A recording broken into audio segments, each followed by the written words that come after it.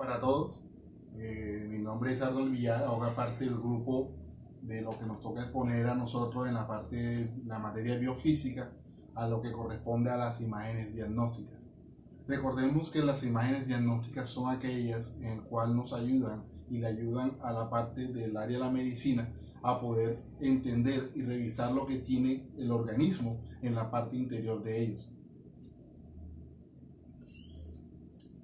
Recordemos exactamente que las imágenes diagnósticas se pueden generar en la parte interior del cuerpo mediante diferentes aspectos que pueden ser rayos X, rayos ultrasonido, campos magnéticos, entre otros. Y estas se pueden utilizar para el tratamiento de muchas enfermedades. Dentro de los métodos más convencionales, como lo habíamos dicho anteriormente, se encuentra lo que son los tipos diferentes de radiología, como son la radiología convencional, la radiología digital, y también se encuentra lo que es la otra parte, que son las tomografías, las ecografías, los Doppler, y también por último uno de los campos que se está aplicando mucho más, que es la medicina nuclear. Expliquemos un poco de lo que son los rayos X. Recordemos que los rayos X son ondas electromagnéticas invisibles capaces de atravesar los cuerpos opacos y de impresionar las películas fotográficas. Tienen una corta longitud de onda y un gran poder de penetración. Pero expliquemos un poco qué es el poder de penetración. Cuando le hablan ellos de poder de penetración es la capacidad de penetrar la materia. Por eso es que está la diferencia cuando nuestro organismo, recordemos que nuestro organismo está conformado por un 90% de agua y un 10% de materia. Esa materia es la que ayuda para que el rayo X sea efectivo a la hora de poder visualizar las imágenes. Dentro del acto también se encuentra algo que se llama los tejidos radiotransparentes, que son aquellos rayos X que atraviesan fácilmente, mientras que se denominan tejidos radiopagos, que son los que absorben de tal manera el radio X en poca o ninguna radiación en la que consiste traspasarlos. Es lo que les venía diciendo. La parte radiotransparente es aquella el cual sí logra penetrar, porque acuérdense que nuestro organismo está compuesto por un 90% de agua. Pero los tejidos radiopagos son aquellos que están conformados por la materia. Ahí es donde actúa y es la ciencia base como trabaja el rayos X. El efecto luminiscencia es la capacidad en la cual se indica es la capacidad de incidir sobre ciertas sustancias que éstas emiten la luz al ser bombardeadas por los rayos X. Esa es la manera como trabaja el rayos X a través de los efectos fotográficos, que es la capacidad de producir los cambios en las emulsiones que cubren las placas radiográficas. El ejemplo muy común, cuando nosotros vamos al médico y por ejemplo nosotros tenemos una sistematología en una de nuestras extremidades, o por ejemplo una fractura, una luxación, inmediatamente nos hacen una toma fotográfica y esas imágenes normalmente siempre se ven a blanco y negro. Ese es el efecto fotográfico que se genera a través del rayo X, es el resultado.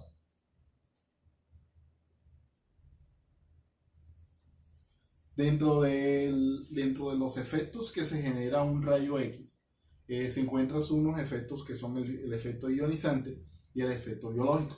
El efecto ionizante, que tiene la capacidad de ionizar los gases y dar a ser electrones. Y un efecto biológico, donde se genera la capacidad de producir un cambio en el tejido vivo. Los efectos biológicos pueden ser sistémicos o pueden ser locales a nivel celular, en la alta reproducción celular o el ADN. Los efectos sistémicos, por ejemplo, los efectos biológicos es cuando se presenta, por ejemplo, dentro del paciente, se generan náuseas, alopecia, úlceras o ese tipo de patologías. Ahora, un equipo de rayos X, ¿cómo está compuesto? Está compuesto por tres tipos de componentes. Uno es un generador, que es donde se genera el efecto luz. Un tubo de rayos X, que es el efecto conductor a la hora de tomar la fotografía. Y un soporte, que es una mesa o a lo que le llaman un Potter-Brooke, que es una lámina en la parte inferior. No sé si de pronto hemos tenido la experiencia cuando nos toman un tipo de rayos X, que cuando te toman una placa, por ejemplo, bueno, tú lo puedes ver más en la mano, la persona o el radiólogo te pone exactamente sobre el equipo. Al ponerte sobre el equipo, te coloca en la parte de abajo donde va a tomar la fotografía.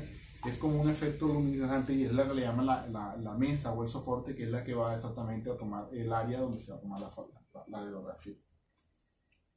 Ahí estamos viendo un ejemplo muy común cuando el radiólogo te va a tomar la fotografía, si pueden ver y pueden apreciar. Este es el equipo más común de rayos X, que está compuesto, como veníamos diciendo, la parte de la mesa. Tenemos el tubo de rayos X que está exactamente en esta posición.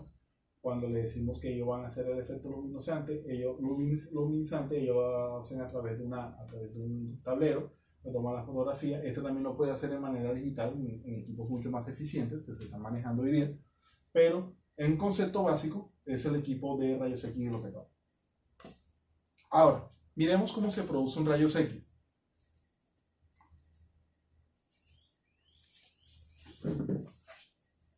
Lo vimos ahora mismo, por ejemplo, vimos cómo está por fuera, cómo es la experiencia a la hora de tomar un rayos X, pero tiene un concepto físico en el cual el rayos X comienza a generar hace su acción para poder realizar. Si nos podemos dar cuenta, se ve un poquito la imagen. Este es el equipo que está en la parte de arriba, que está compuesto por el tubo de rayos X. Normalmente trabaja en 110 a 220. Tiene un transformador reductor, tiene un ánodo, un cátodo y un ánodo, efectivamente. Acuérdense los efectos efectos de la electricidad. Tiene un transformador ampliador.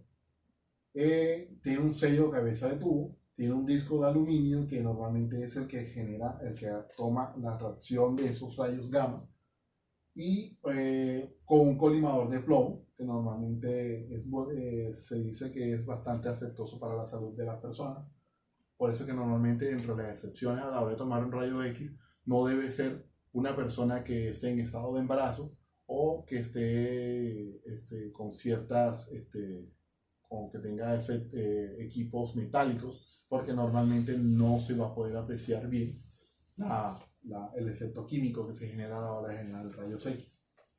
Tiene un aceite aislante sobre todo este sistema que es para generar que se aísle cuando se genera el campo magnético que se genera sobre este equipo. Normalmente ¿qué pasa a la hora que se toma la fotografía? Bien, el filamento que normalmente que tenemos de este lado, que dijimos que era negativo, él va a emitir, se calienta y se liberan unos electrones, formándose una nube de electrones alrededor del filamento. Estos filamentos, esta luminiscencia que se va generando, activa un circuito de alto voltaje que al presionar el botón de exposición los electrones se aceleran y luego seguirán acelerando. Es decir, ¿qué pasa? De posición negativa hacia posición positiva. Acuérdense que cargas negativas, cargas del mismo sentido, se contraen, es decir, se repelan, del mismo sentido se unen. Normalmente cuando se genera ese tipo de composición o esa reacción, los electrones chocan con el blanco del tungsteno y cuando se genera el rayos X. Los rayos X se emiten a través de unas direcciones y un tubo pequeño de número que sale hacia la ventana de vidrio. Bueno, decíamos nosotros, cuando los electrones chocan de una posición hacia la otra, es decir, del positivo al negativo, ¿qué pasa? Ellos comienzan a buscar exactamente por dónde salir. Sobre este punto de la caja del tubo, del tubo del rayos X, ellos tienen una posición de salida. ¿Ellos qué pasa? Están encontrados, tienen un encuentro en este punto, entonces buscan por dónde salir. Cuando encuentran la salida, ¿qué se encuentran? Se encuentran exactamente con la ventana de vidrio, se encuentran con la ventana de vidrio real del tubo de rayos X, se encuentran con el disco de aluminio y exactamente sale hacia esa posición que es donde va a tomar la fotografía. El rayos X, bueno, como lo iba diciendo, sale del exterior y pasa en la posición sin plomo hacia la ventana de vidrio. El tamaño del láser restringe por el colimador y viaja hacia el cono hasta salir afuera del tubo, que ya lo habíamos explicado. Esto es exactamente el efecto. Lo que pasa después que hace todo ese cambio y esa acción y esa reacción a través entre los cátodos, entre los ánodos y entre los cátodos, es decir, los positivos y los negativos, ellos tienden a salir después del tubo de rayos X, salen hacia una posición y luego se dirigen hacia el paciente. La capacidad de penetración de rayos X atraviesa el cuerpo y incide en la película, la cual es mucho mayor o menor de medida, y es translúcida de acuerdo con la cantidad de radiación que le llega. Ahora, ¿qué elementos disminuyen en la irradiación del paciente? Como habíamos dicho anteriormente, hay muchos factores de que el cual no permiten de que primero reducen la radiación y permiten de que un rayo X que sea controlado, primero que sea controlado y segundo, de que de una manera no permitan de que la fotografía no permita hacerlo. Dentro de esas cuales nos encontramos las parrillas reforzadas, las intensificador de imagen, su colimador, que la toma del rayo X no se haga en el tiempo que normalmente se haga, sino porque hay un tiempo permitido que es de 3-4 segundos a la hora de hacer un rayos X, pero si no lo hace, no se cubre con ese tiempo, la toma no se hace como debe ser, es decir, si el paciente se mueve durante ese periodo. Hay pantallas digitales que normalmente tienen un sistema de detención que detectan las imágenes, son un poco más eficientes, pero más sin embargo es como una toma, como es una fotografía de tu celular, igual tienes que estar en una posición fija para salir con la mejor posición.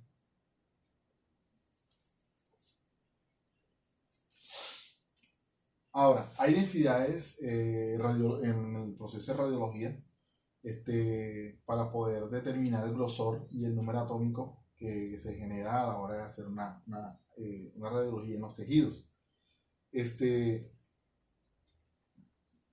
Se tienen en cuenta muchos factores de densidad, como la densidad del aire, que tiene un número atómico muy bajo y que normalmente hace que la imagen se vea negra. Hay una densidad grasosa. Acuérdense que nuestro cuerpo no solamente también está conformado de agua, está conformado también de materia, sino también está formado también de grasa. Normalmente cuando toma la fotografía, esas imágenes tienden a verse en un aspecto gris, negroso, y también permiten que no te permitan ver la radiografía bien. Hay una densidad de partes blandas que tienen un número atómico intermedio y se verán en gris y blanco. A la hora que nos toman la fotografía, esas partes son las que normalmente se ven en los tejidos en las tejidas blandos. Y la densidad del hueso, que es la densidad radiológica, y la más alta, que se verá muy blanco en la radiología. Y la densidad metálica. Este es un ejemplo cuando normalmente cuando se toma la foto.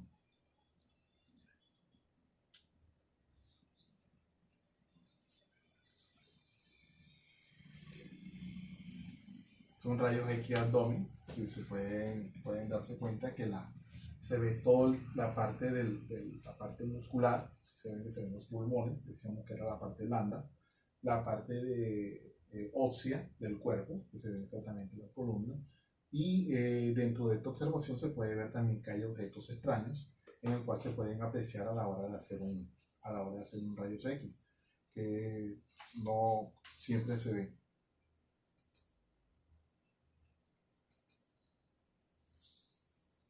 Hablemos ahora de lo que es una tomografía.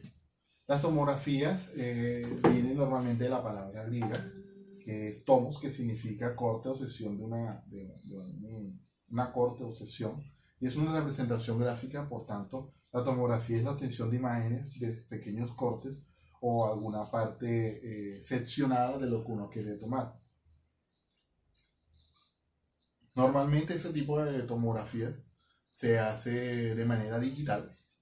Los equipos altamente eficientes la tecnología ha sido muy, muy eficiente a la hora de hacer estos tipos de imágenes diagnósticas, que se puede ver y se hace el procesamiento a través de una computadora. Ya no es un efecto luminoso, ya no es a través de una generación de rayos gamma, algo así.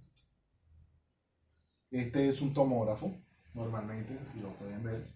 Este es el equipo a través que genera el campo magnético. Tenemos el sistema de enfriamiento, tenemos el generador voltaje, tenemos obviamente la consola donde esta deberá estar siempre aislada a la hora del equipo y aislada del paciente para poder tomar los datos de manera más eficiente. Ahora, si nosotros nos podemos a percibir y a mirar de manera física qué es lo que pasa exactamente a la hora de realizar la tomografía, podemos darnos cuenta. La tomografía es revisar o mirar, es un rayos X básicamente, pero se hace de manera digital y se hace a través de un sistema de un campo magnético. Dentro de esta se genera un rayos X paralelo y movimientos de traslación y rotación en los tubos de rayos X en un solo detector. Es decir, que el equipo va haciendo exactamente un movimiento circular y a través de ese movimiento circular y ese movimiento de electrones y esa fricción que se genera en ellos, el equipo comienza a revisar. Ahora, los puntos que se generan sobre son, se dan cuenta, por ejemplo, esta es la posición actualmente donde está el equipo, que es alrededor, ellos giran alrededor de un punto emisor y un punto detector, que es quien recibe las muestras. Normalmente, de acuerdo con lo que se estipula, el equipo de primera generación te toma hasta 160 muestras de rayos X antes de tomar una fotografía y de manera digital. Eso es algo completamente instantáneo, algo completamente rápido. Pero para este equipo es muy lento porque es bastante detallado y se utiliza normalmente para estudiar lo que es la parte, digamos, estudios encefalográmicos y sí, parte del cerebro.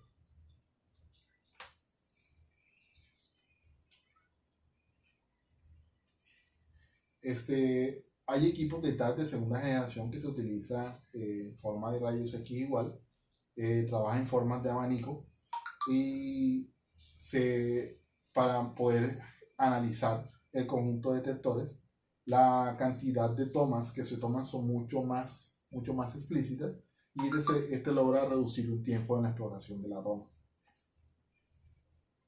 Los equipos de TAC de tercera generación se utilizan en grados de entre 25 y 35 grados, que cubren todo el área de exploración del arco de los detectores. Y se basa en un rastreo de rayos X que va en forma de abanico y la rotación completa de rayos X y los detectores.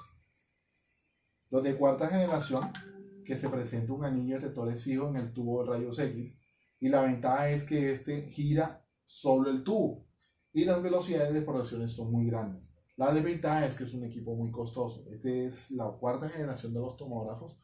Es un equipo mucho más avanzado. Te permite ver las cosas, las tomas son mucho más rápidas, son mucho más nítidas, mucho más claras y te permite ver las diferentes tomas que se generan.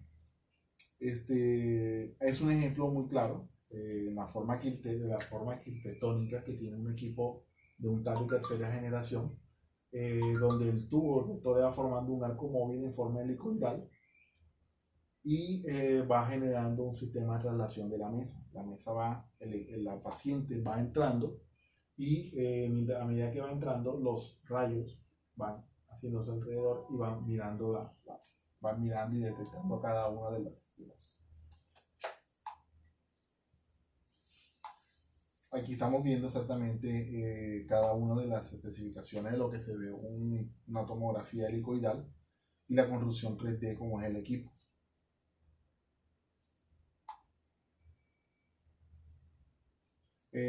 Hay unos equipos, bueno, este último es el que decíamos nosotros que era un equipo de cuarta generación, donde las tomas eran mucho más completas. Y aquí vamos de pronto viendo de las diferentes, de primera generación, segunda generación y tercera generación y los avances que ha tenido un tomógrafo. Estas son las diferentes tomas que te permiten ver. Un tomógrafo te permite ver no solamente la parte sonográfica por ejemplo, de un órgano, te permite ver también los tejidos, te permite ver también inclusive cómo está tu sistema central circulatorio, o te permite ver inclusive la parte más mínima en el caso que, por ejemplo, que se genere una fisura o algo en un hueso.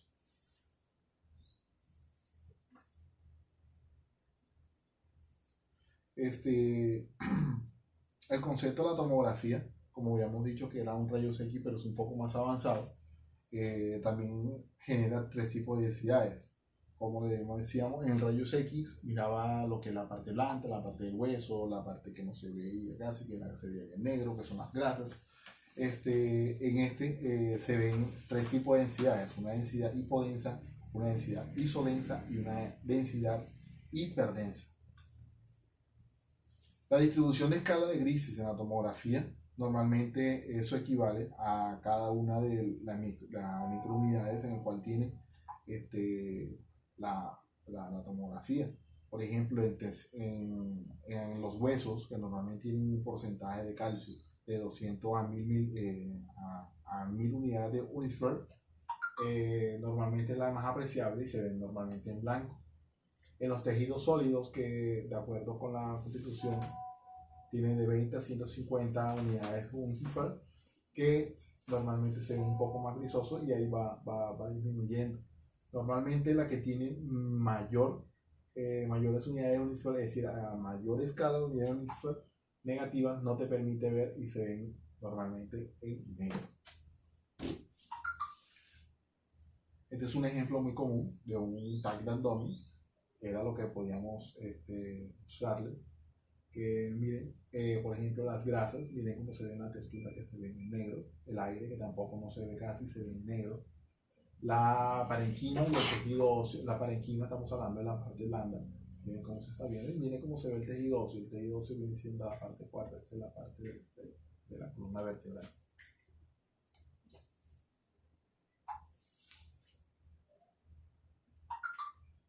Ahora nuestro compañero nos van a decir un concepto de lo que es las ecografías. Muchas gracias.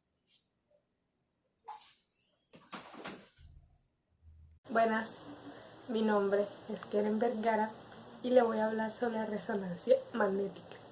Es un examen imagenológico que utiliza imanes y ondas de radio potentes para crear una imagen de nuestro cuerpo.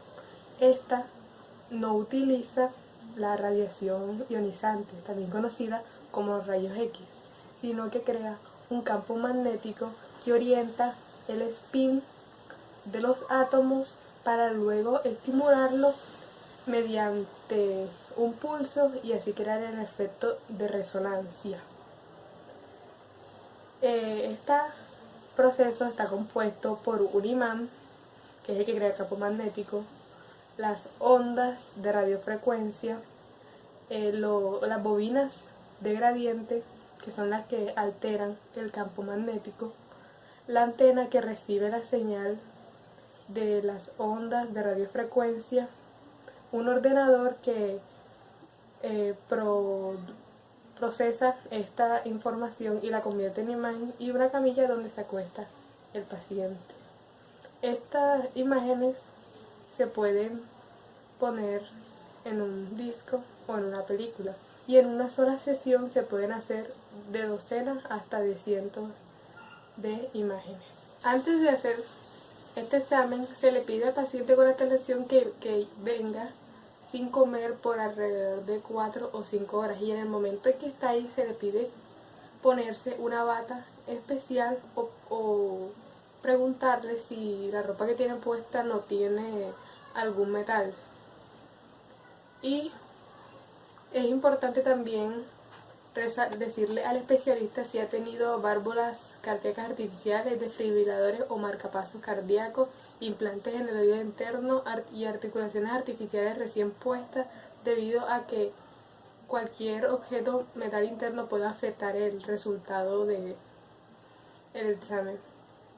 También es importante aclararle si tiene alguna enfermedad renal o diálisis. Esto porque en algunos exámenes se aplica un líquido especial para que el especialista pueda ver claramente algunas zonas, y este líquido puede ser nocivo para personas con este tipo de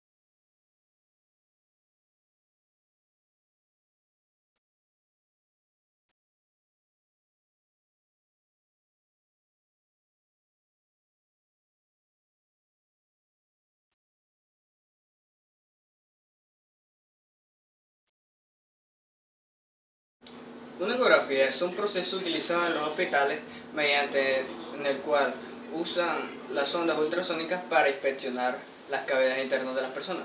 El proceso funciona que con un aparato llamado traductor, este emite una sonda ultrasónica en el interior de la persona. Entonces esta onda viaja por el interior de la persona y después también emite un eco, o sea que se regresa. Este eco también este mismo traductor lo recibe y lo convierte en una imagen que se puede ver en un monitor. El principio de la ecografía es el sonido, y todos sabemos que el sonido es un tipo de onda mecánica la cual necesita un medio en el cual se propaga, porque es una onda mecánica y esta es su principal característica.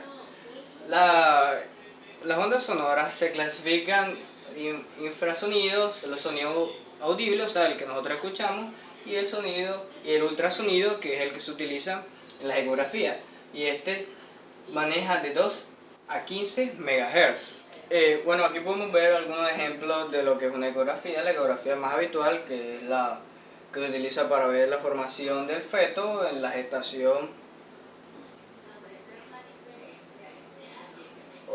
En las ecografías tienen varios tipos: la Doppler, la vascular, la cardiograma, la abdominal, en fin, etcétera. Hay varios. En fin, pero ahora vamos a aplicar la Doppler. Esta tiene como principio el efecto Doppler, que es el cambio en la frecuencia aparente de una onda producida por el movimiento relativo de la fuente respecto a su observador.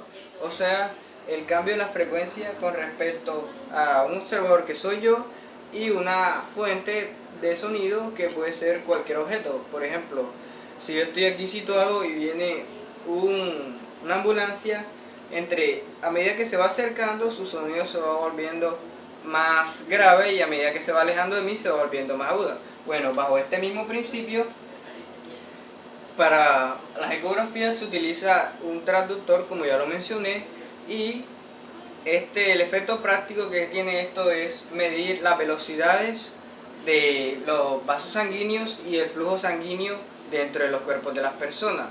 Entonces, mediante la practicidad del efecto Doppler y el uso del traductor, lo que hace el traductor es que envía una onda, y también, como en la ecografía normal, el sonido rebota, y lo que se hace es analizar la frecuencia enviada y la frecuencia recibida de este traductor, y así con estos datos se puede analizar la velocidad de la sangre y la dirección, puesto que se puede determinar si se aleja la corriente o si se acerca.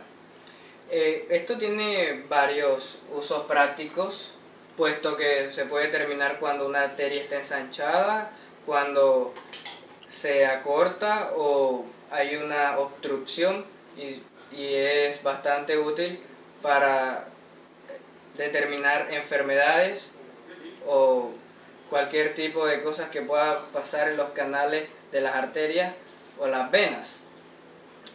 Bueno, mediante todo eso también voy a hablar de la parte visual, puesto que así se vería el gráfico del espectro. Esto es un Doppler espectral, esperemos para que se pueda acercar más.